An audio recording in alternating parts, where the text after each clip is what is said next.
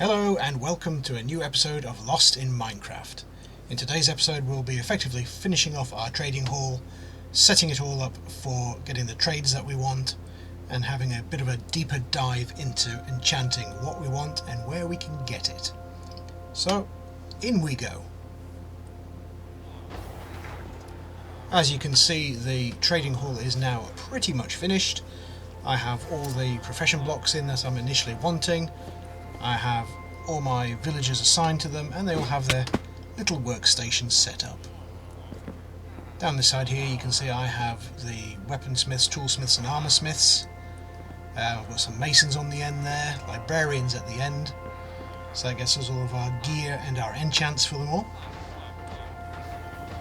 And around the corner, on the side there we have our fletchers. Gets us our bows, arrows, crossbows, all the wonderful bits and pieces like that.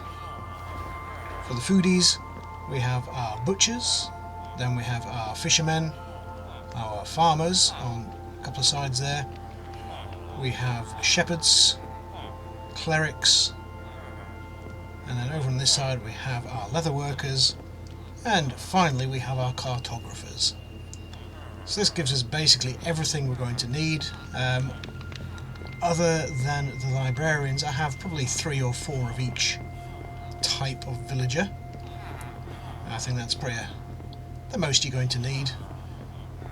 For a lot of them it's just making sure you can get a diamond equivalent of each weapon, tool or armor piece. I've been through and assigned a whole load of the librarians now. We shall have another look at them a little bit later on. You'll be able to see what I've been up to with them.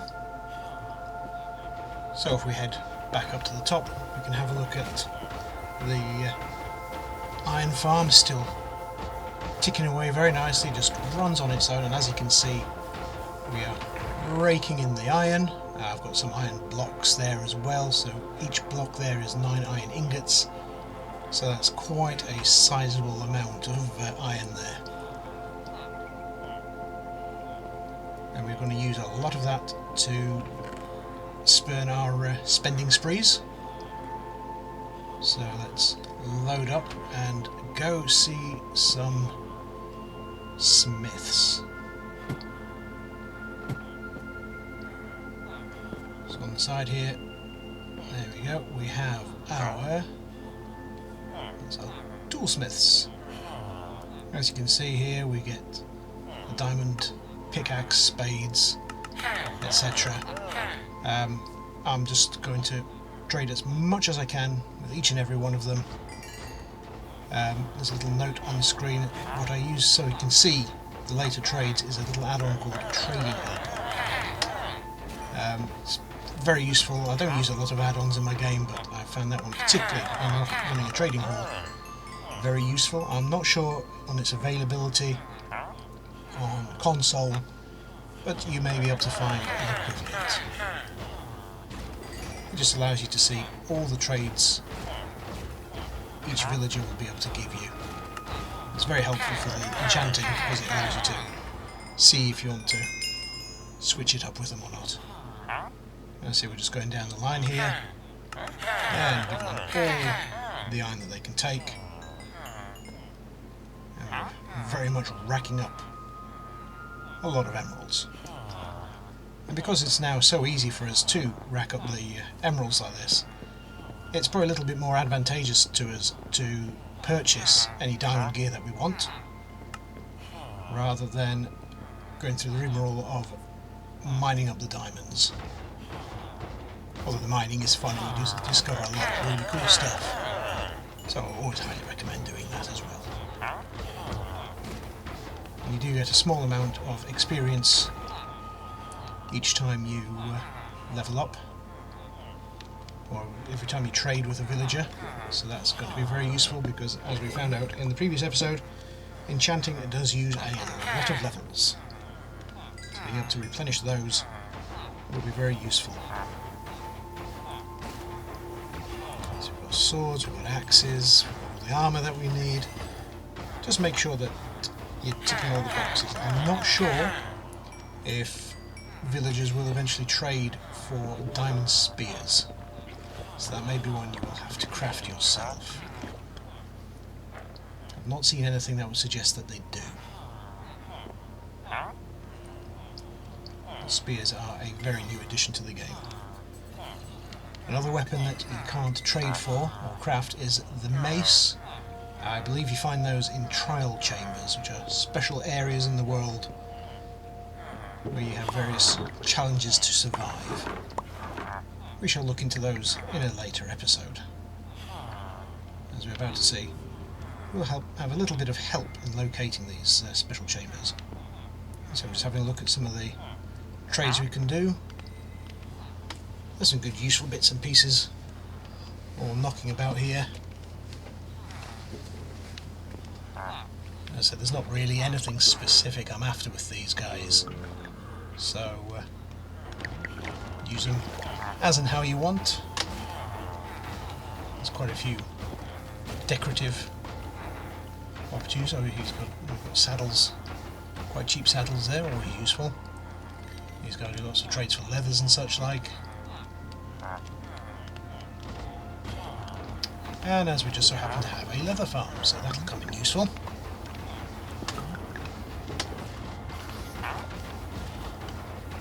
The cartographers, they like their paper, again very useful for us, as we can convert our wood farm into a sugarcane farm, and 3 sugarcane you can convert into 3 paper. And these guys are where you can get your special maps. I'll show you different locations in and around your world so you can track them down and explore them.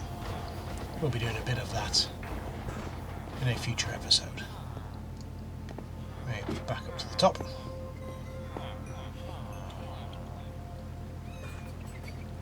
As you can see, it's a nice little setup we've got going on there. We've got loose villagers there we can breed with if we need any more, and we will need some more. Now in this little alcove here I've set up an enchanting table. This is another way of getting enchants onto your gear. It's a bit more straightforward, but it's also a lot more random. So as you can see there, you can put an item in and it will give you a level 1, 2 or 3 for your enchanting. It'll tell you one of what you're going to get, but the rest will all be a mystery. One of the key components to this is lapis lazuli, which you can mine out in the depths. So you put your item in and you'd put in your lapis and select your enchant. As you can see, there's a lot of bookcases around, and that's not just for making it look a bit stylish or mysterious or spooky. The more bookcases you have within a couple of blocks of the enchanting table, the higher level enchants you will be able to get. Maxing out with 15 bookcases, which is what I have around here. I actually think I've got about 17. I got a little bit carried away with making bookcases because I'll be using them to make more lecterns for some librarians.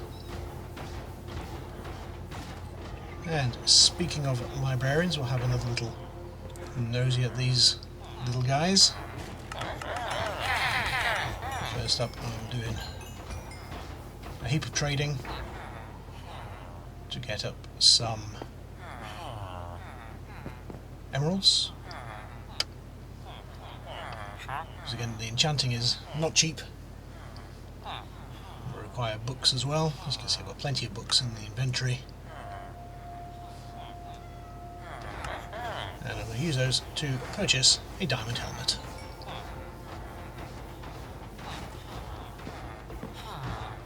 Now, the helmet comes with its own enchant on it already, but it's not really one we want to use.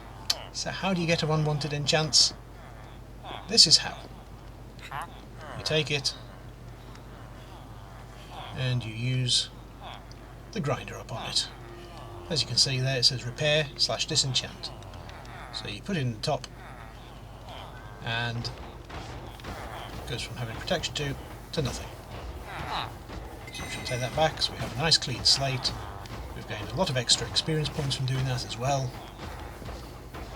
And now we can put exactly what we want on it. So we're going to have a little little nosy with this first, so we'll have a look here. It'll give us the option of respiration, which will be very useful for a helmet, I have to admit, but we don't have enough levels to purchase the upgrade. We'll have to come back another time.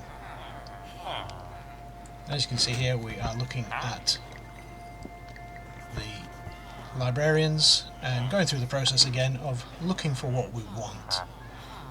This is a very long and tedious process. I think I wanted this guy to give me a protection 4 enchantment, and it took a very long time.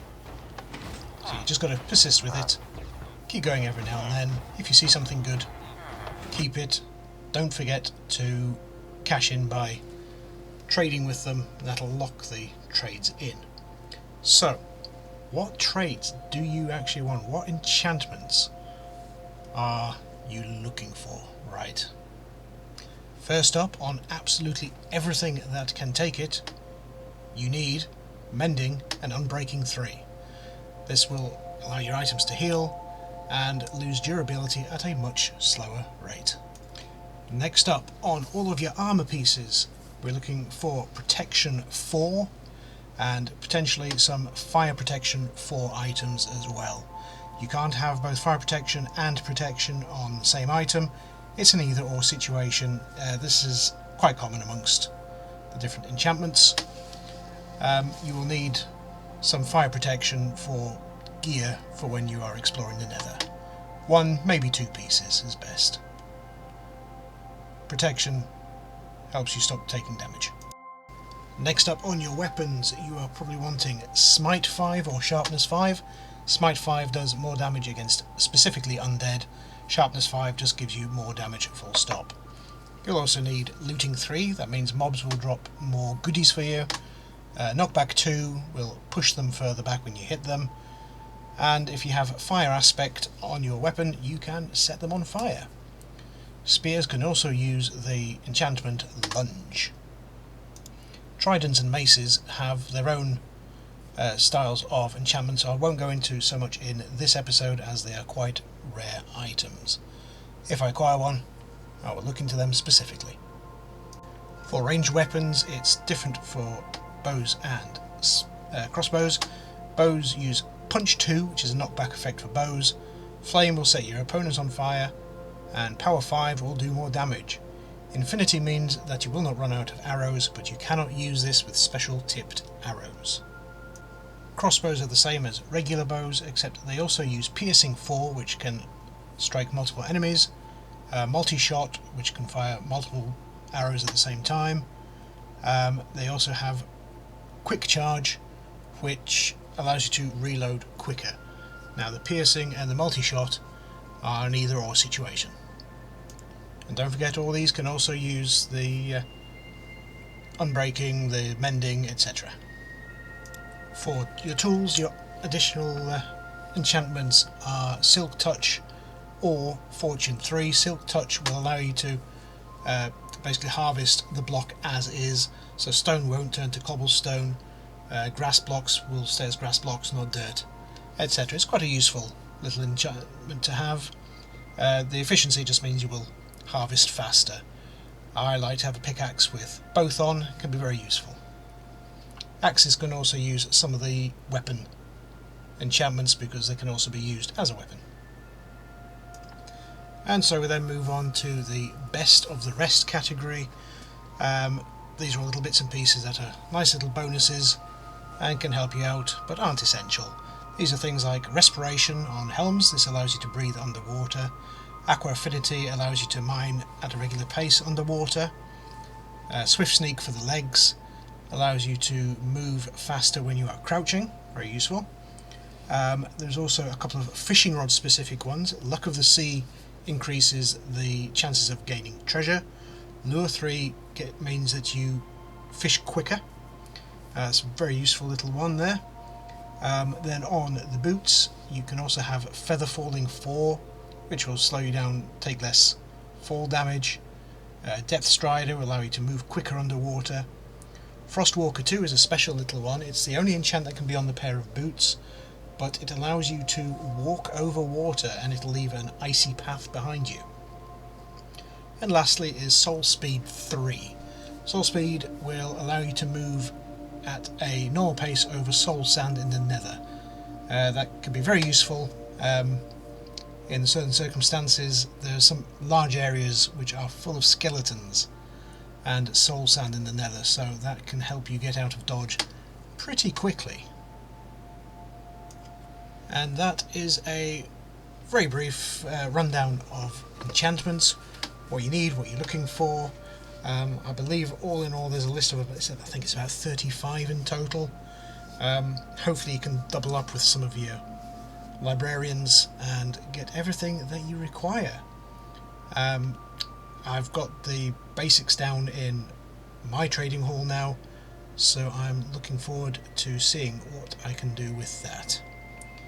So thank you for joining me for another episode. I hope you found it informative. I'll pop a link in the description to an enchanting guide that I've found, which gives you the best, most level efficient way of applying the enchantments, which is very useful. So I'm going to go away, gain some levels, gear up, and I shall see you next time, where I believe we shall be returning to the Nether. Thank you and goodbye.